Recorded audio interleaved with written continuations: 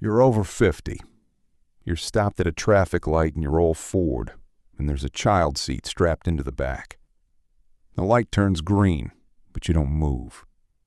The driver behind you honks impatiently, while you're busy drumming on the steering wheel, nailing the rhythm to Master of Puppets. Your child is silent. They're used to scenes like this. In the garage, on a hanger, a denim vest is gathering dust. Its patches have long since faded in the sun. The Iron Maiden emblem is barely holding on by a few threads. You haven't worn this thing in 2 decades, but you can't bring yourself to throw it away. In this lies the entire psychology of the Gen X metalhead. And here's the main takeaway. Scientists have studied your biography in detail. They tracked down heavy music fans from the 80s 30 years later to understand how much this passion influenced their lives. The results of the study were published in 2015. It turned out that you outperformed everyone else. You were happier in your youth, better adapted in adulthood, and experienced fewer regrets than your peers. What your parents thought would ruin you actually hardened your character. Remember the mass hysteria? On September 19, 1985, hearings on heavy rock were held in the United States Senate. Tipper Gore and Susan Baker, wives of influential politicians, created an organization called the Parents Music Resource Center. These women declared that your favorite records promoted violence, suicide, and worship of dark forces. They compiled a list of 15 dirty songs. It included Prince, Twisted Sister, Judas Priest, Motley Crue, AC/DC, Black Sabbath, and Venom. The result of these proceedings was the appearance of a black and white sticker with a parental advisory warning. However, the initiators missed one thing. The sticker turned into a badge of quality. Arriving at a music store, you looked for that logo as eagerly as shoppers look for discount tags. The labeling meant the album was worth its $8, that your mom would surely be horrified, and that something truly worthwhile was happening on that record. Dee Snider appeared before the senators in tight jeans and a cut-off vest, with a mop of blonde hair down to his shoulders, and literally dismantled their arguments. He was college-educated, did not consume alcohol or illicit substances, and was an exemplary family man and Christian. The musician made the committee a laughingstock.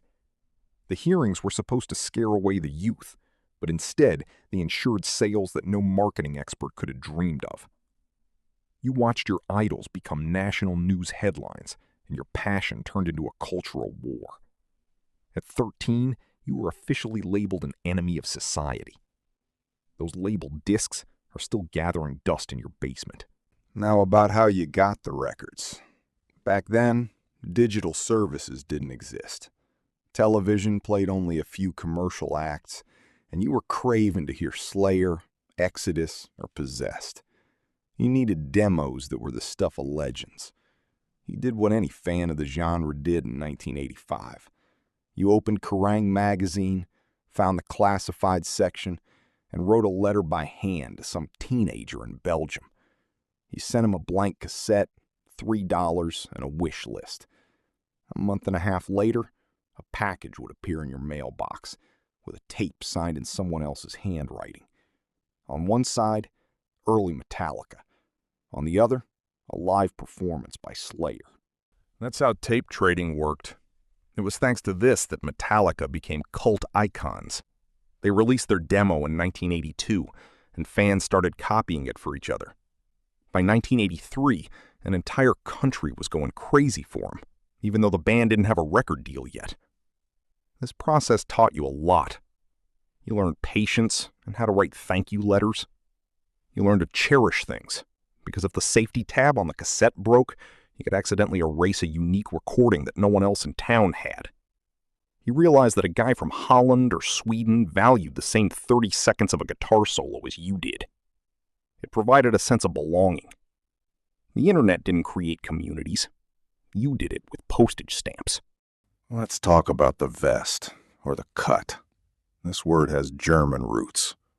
A sleeveless denim jacket covered in patches, pins, and studs, sometimes with a hand-painted back. In 1988, such clothing told an entire story. Every scrap of fabric was proof.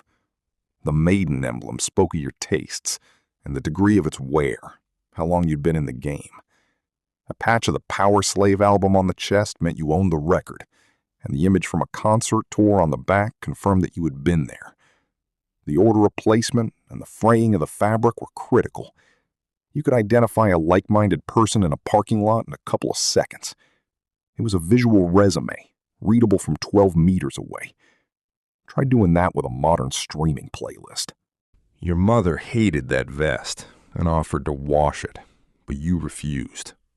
The dirt and the smell of cigarette smoke after a concert were part of the valuable information. She thought she was raising a rebel, but in reality, she was raising a keeper of history. Saturday, midnight, April 18, 1987. The show Headbangers Ball launches on the Music Channel. First, it lasted an hour and a half, then 2 and 3. Bands you'd only seen on the pages of the press now had music videos. The music you only possessed as copies on cassettes burst into your living room. You set up the VCR, recorded the broadcast, and re-watched it on Sunday afternoon, then again on Wednesday night. You practiced bass parts using a tennis racket instead of an instrument. From 1990, the show was hosted by Ricky Rockman. He was that cool older friend who knew all the musicians personally. He talked to you not like a kid from the provinces, but as a full-fledged participant in the movement. On Monday morning, school discussions started before the bell rang. You discussed interviews with Anthrax or Phil Anselmo's statements. You had midnight on Saturday, a videotape, and 3 friends watching the same thing. That was enough to create a strong connection.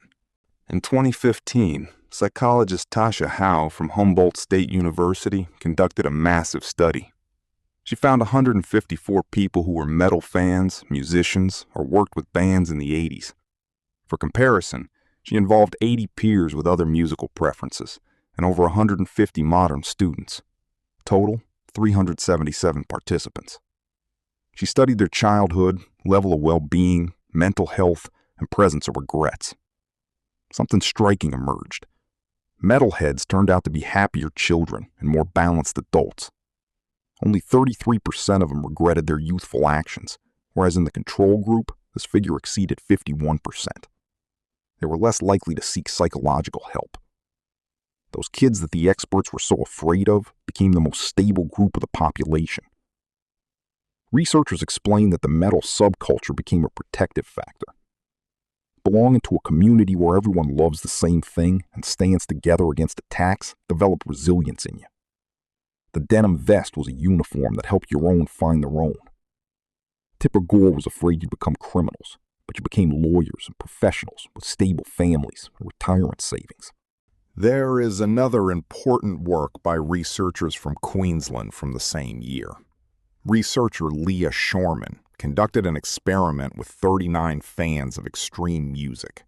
She intentionally provoked anger in them, forcing them to recall unpleasant situations for 16 minutes. Then, one group was played their favorite metal for 10 minutes, while others sat in silence. The heavy metal fans calmed down significantly faster. Their levels of hostility, irritation, and stress decreased, and their pulse returned to normal.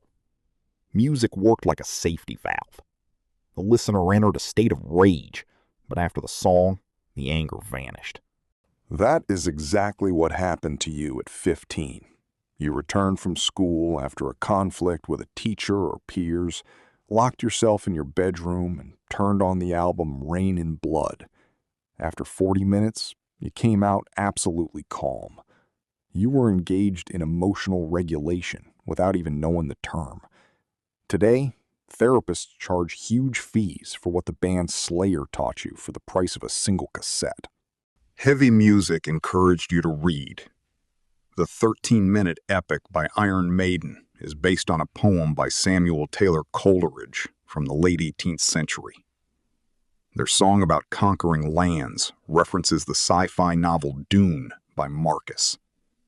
The track The Trooper is dedicated to the Crimean War and the charge of the Light Brigade in 1854. The Power Slave album immersed you in the history of Egyptian pharaohs, and Aces High in the events of the Battle of Britain. Metallica wrote songs based on novels by Hemingway and Dalton Trumbo, as well as the works of H.P. Lovecraft. An entire album was dedicated to the legal system of the United States. Megadeth replaced the fresh press for you, telling you about the cynicism of the Reagan era, religious wars in Ireland, and the paranoia of the Cold War. Dave Mustaine at 14 gave you an understanding of world affairs that many only receive in college. You went to the library and asked for Coleridge's poetry because you trusted your idols. You looked for information about wars and encyclopedias that your parents bought one volume at a time. Metal was the only educational program that was accompanied by virtuosic solos. You read books, you just didn't advertise it. That's why you still remember all the lyrics. 40 years later, the first chords of Holy Wars still make your heart beat faster. You instantly recognize the handwriting of your favorite guitarist from 2 notes.